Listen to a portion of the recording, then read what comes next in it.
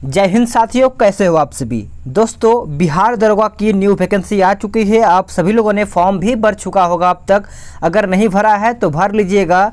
ये बहुत ही बड़ी वैकेंसी है। इस बार वैकेंसी जो आई हुई है इसको आपको क्वालिफाई करना है पूरा बेहतर तरीके से। क्वालिफाई तभी आप करेंगे जब आप 80 प्लस का टारगेट लेकर के चलेंगे। अगर आपको मेरी बात समझ में आ रही है तो आप अभी से कमर कस लीजिए और तैयारी में लग जाइए। फॉर्म भरना है तो आप फॉर्म भर लीजिए, उसके बाद तैयारी करना शुरू कर दीजिए। एक भी दिन आप अपना पढ़ाई न छोड़िएगा। डेली बेस पे अपना रेगुलर बेस पे प्रैक्टिस सेट लगाइए और अपना थ्योरी भी पढ़ते रहिए, ठीक है। अगर आपने कल का वीडियो नहीं देखा है तो उसको देख लीजिएगा। आपको पीटी का प्लेलिस्ट बना दिया गया है, वहाँ पे आपको प्रीवियस ईयर प्लस आपका कल का प्रैक्टिस सेट मिल जाएगा। अब आपको बताना है कि इन 50 प्रश्न में से आप कितना क्वेश्चन सही कर पा रहे हैं, ठीक है। अगर आप 35 क्वेश्चन सही कर रहे हैं तो आपकी जो तैयारी है दिन पर दिन धीरे धीरे इंक्रीज होती चलेगी, ठीक है। वीडियो को शुरू से अंत तक देखिए, चाहे आपको एक भी क्वेश्चन छोड़ना न पड़े, ठीक है। चलिए देखते हैं आज का पहला प्रश्न क्या है। निम्नलिखित में से कौन कैबिनेट मिशन के भारत पहुंचने पर भारतीय राष्ट्रीय कांग्रेस का अध्यक्ष बना था? चलिएगा आंसर करिएगा सभी लोग। तो सभी का आंसर हो जाएगा ऑप्शन सी, जे.बी. कृपलानी। याद रखिएगा, जे.बी. कृपलानी कैबिनेट मिशन के भारत पहुंचने पर भारतीय राष्ट्रीय कांग्रेस के अध्यक्ष थे। 24 मार्च 1946 को कैबिनेट मिशन दिल्ली पहुंचा था। याद रखिएगा। अगला क्वेश्चन है क्वेश्चन नंबर 2। कार्बन की न्यूनतम मात्रा होती है किसमें? कार्बन की न्यूनतम जो मात्रा होती है वो लगभग देखा जाए तो किसमें होती है? तो करेक्ट आंसर आपका हो जाएगा पीटवा लोहा में। याद रखिएगा।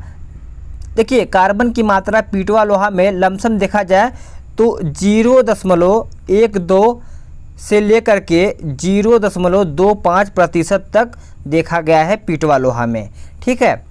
अगला क्वेश्चन है। अगला क्वेश्चन और भी इम्पोर्टेंट है, देखिएगा। कठोर जल को उबालने के लिए इस्तेमाल पर लाए जाने वाले विद्युत उपकरण के तापन अवयव पर जमने वाली सफ़ेद परत में क्या होती है? देखिए, आप सभी लोग को ये भी एक सूचना देना था कि डेली आपको 50 क्वेश्चन देखने को मिलेगा, लेकिन संडे को याद रखिएगा सभी लोग, संडे को आपको लाइव टेस्ट लिया जाएगा जिसमें आपको टोटल 100 क्वेश्चन होगा। यानी आपको देखा जाएगा जिस तरीके से आप एग्ज़ाम में पेपर देंगे उसी तरीके से आपको 100 क्वेश्चन दिया जाएगा और सेम एग्ज़ाम हॉल की तरह, ठीक है। आपको लाइव क्लास में दिया जाएगा ताकि आपको हर हफ्ते में एक फुल टेस्ट देने का समय मिल पाए, ताकि आप सभी लोग लगे कि हाँ, मैं डेली बेस पे तैयारी कर रहा हूँ तो कितना मेरा क्वेश्चन सही हो रहा है। चलिएगा आंसर करिएगा। क्वेश्चन नंबर 3 का आंसर क्या होगा?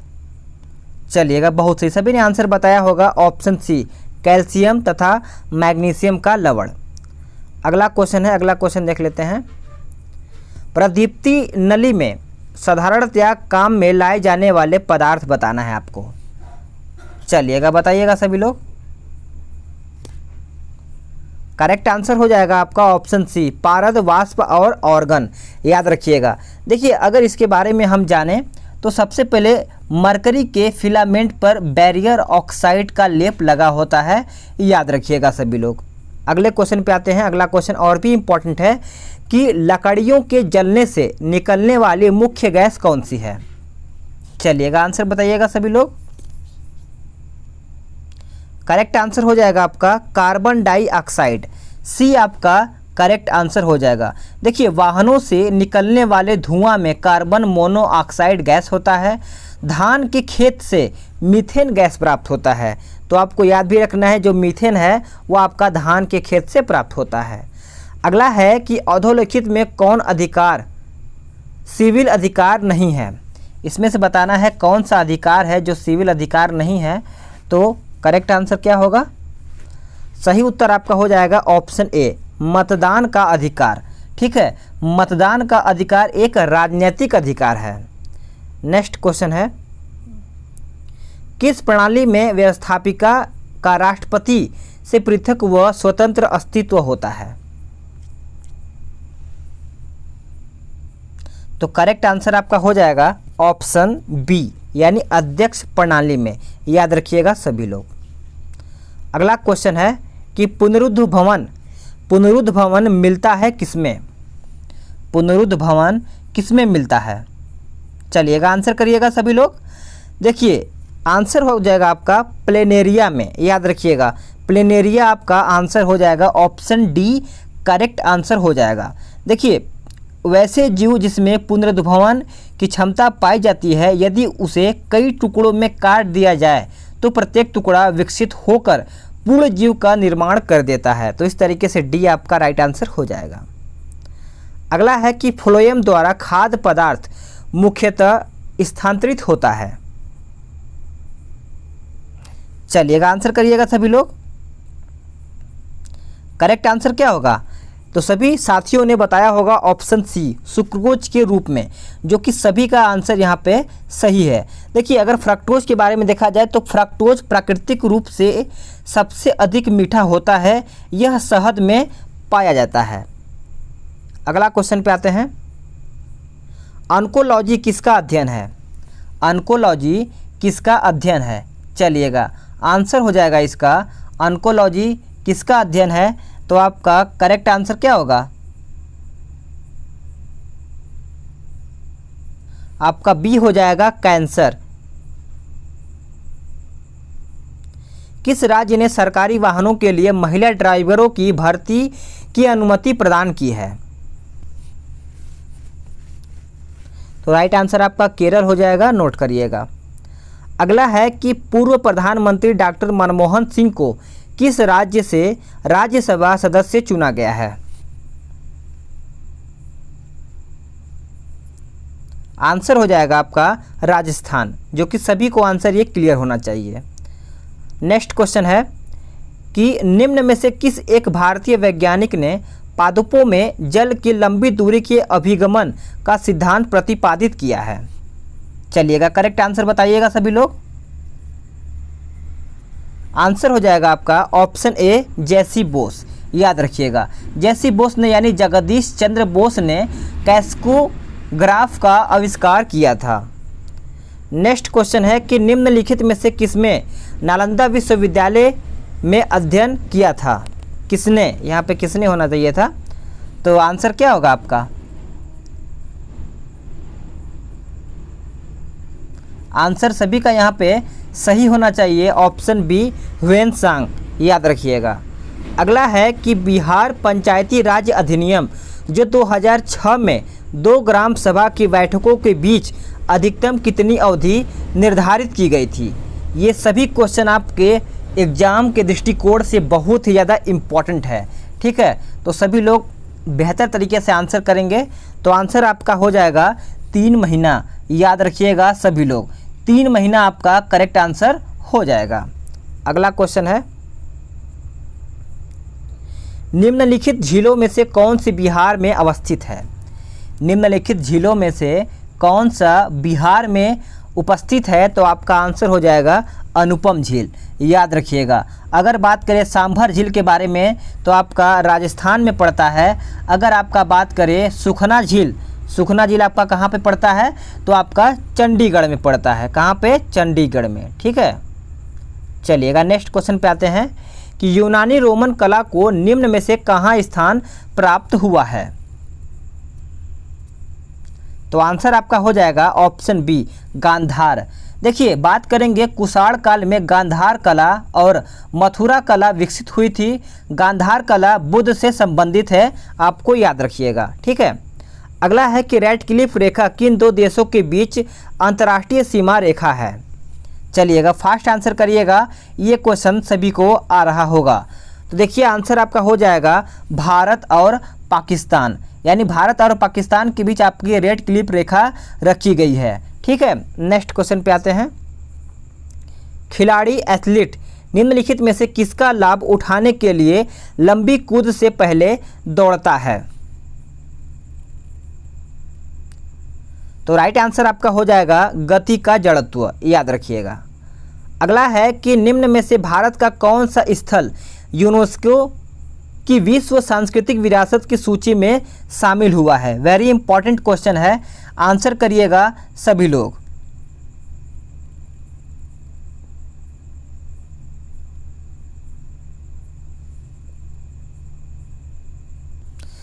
करेक्ट आंसर हो जाएगा गोवा, यानी वेल्हा गोवा में चर्च और कैथेड्रम, याद रखिएगा सभी लोग। अगला क्वेश्चन पे आते हैं, क्वेश्चन नंबर 21, यानी तंजावुर के मंदिर से किस नृत्य रूप को प्रोत्साहित किया गया और अपनाया गया? चलिएगा आंसर करिएगा सभी लोग। तो सभी ने आंसर यहाँ पे बताया होगा, क्या आंसर हो जाएगा आपका ऑप्शन बी भारतनाट्यम, याद रखिएगा सभी लोग। नेक्स्ट क्वेश्चन है कि भारत के पहले केंद्रीय केमिकल इंजीनियरिंग व टेक्नोलॉजी संस्थान की स्थापना किस राज्य में की जाएगी? चलिएगा आंसर करिएगा, सभी क्वेश्चन आपका इंपॉर्टेंट है, आंसर हो जाएगा आपका गुजरात में, याद रखिएगा।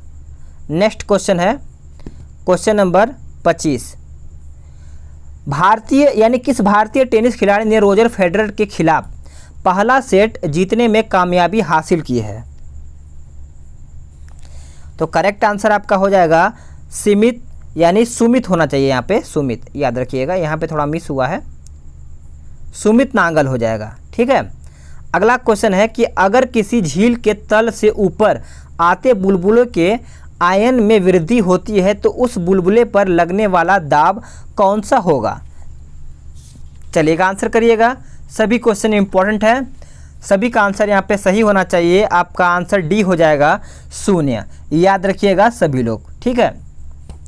आंसर क्या होगा आपका, सॉरी 88 का देखना जाए ना तो सॉरी 24 का आंसर है, यहाँ पे आपका ए हो जाना चाहिए, कम होगा यहाँ पे, ठीक है, ए हो जाएगा आंसर आपका।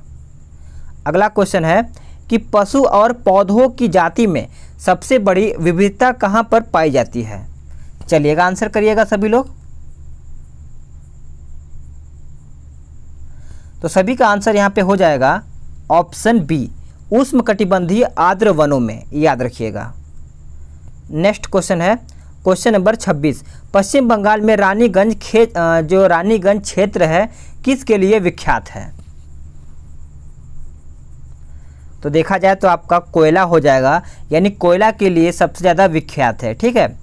नेक्स्ट क्वेश्चन है कि सदाबहार बरसाती वन मुख्यतः किन सुवितरित वार्षिक वर्षों के क्षेत्र में पाए जाते हैं?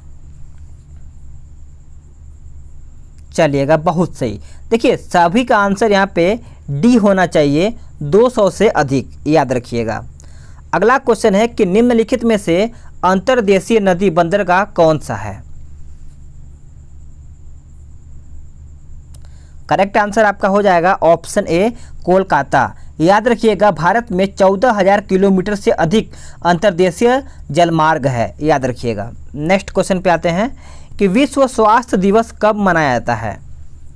आपका जो विश्व स्वास्थ्य दिवस है वह कब मनाया जाता है? तो सभी को पता होना चाहिए 7 अप्रैल को। अगर बात करें 18 अप्रैल तो आपका विश्व धरोहर दिवस मनाया जाता है। अगर बात करें 20 अप्रैल के बारे में तो आपका डॉक्टर हैनीमैन की जो जन्म दिवस है वो तारीख मनाया जाता है, ठीक है। अगले क्वेश्चन पे आते हैं।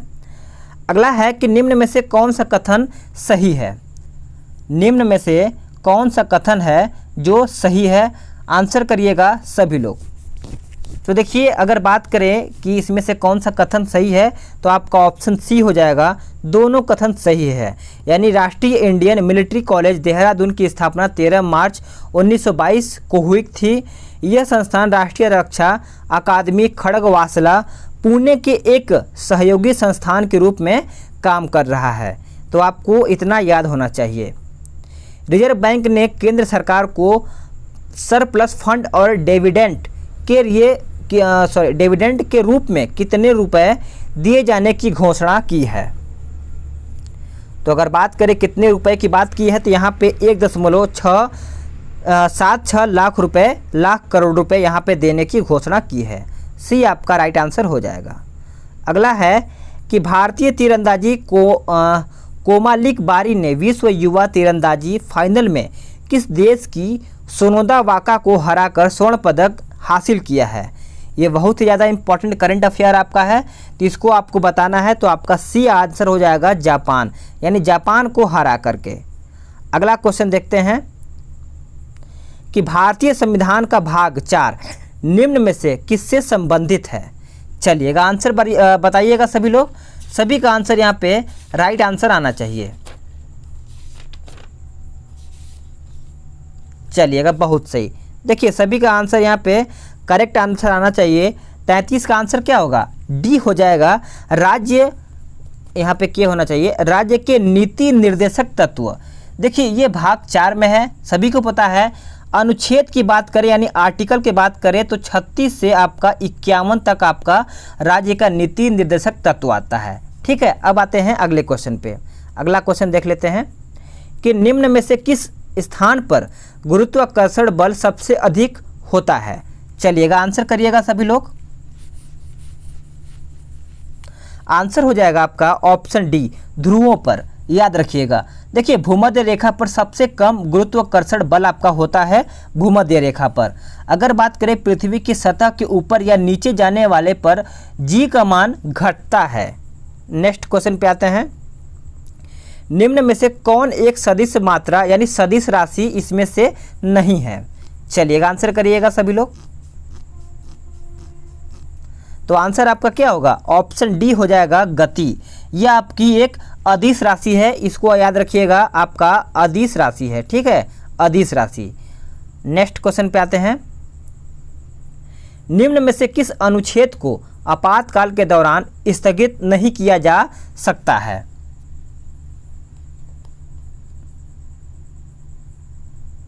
तो करेक्ट आंसर आपका हो जाएगा अनुच्छेद 20 तथा 21।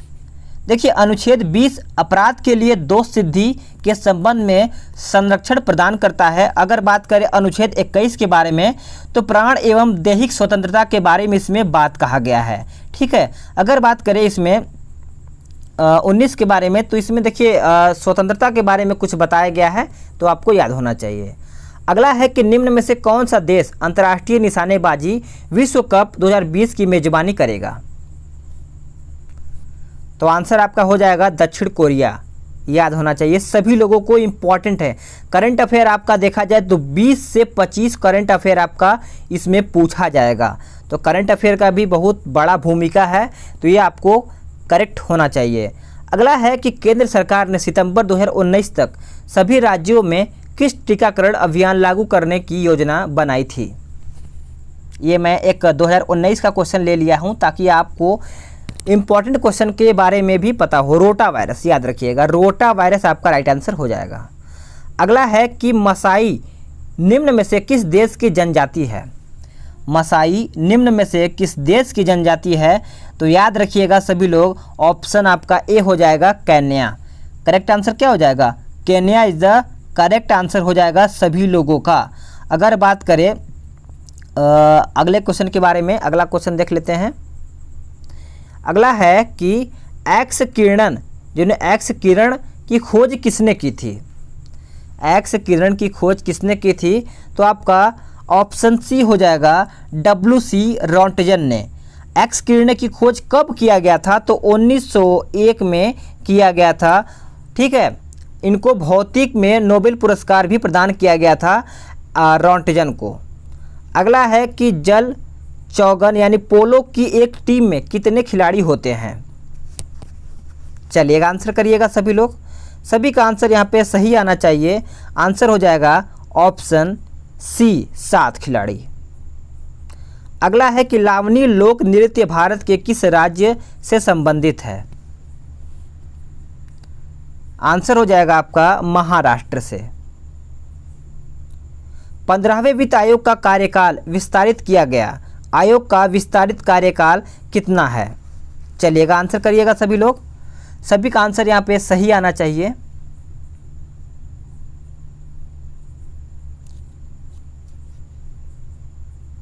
आंसर हो जाएगा ऑप्शन डी अक्टूबर 2020। याद रखिएगा।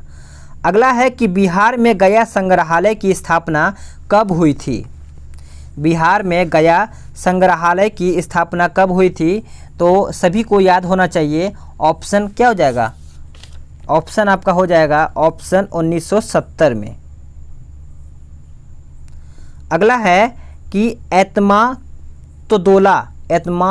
का मकबरा आगरा में किसने बनवाया था।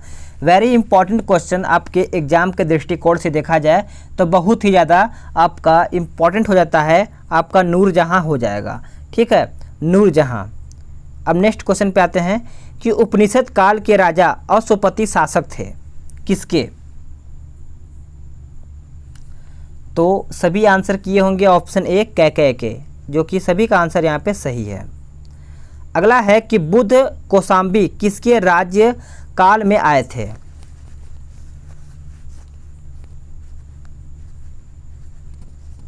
तो राइट आंसर आपका हो जाएगा उदयन। याद रखिएगा सभी लोग, उदयन आपका सही आंसर हो जाएगा। नेक्स्ट क्वेश्चन है कि महावीर जैन की मृत्यु निम्न में से किस नगर में हुआ। चलिएगा आंसर करिएगा।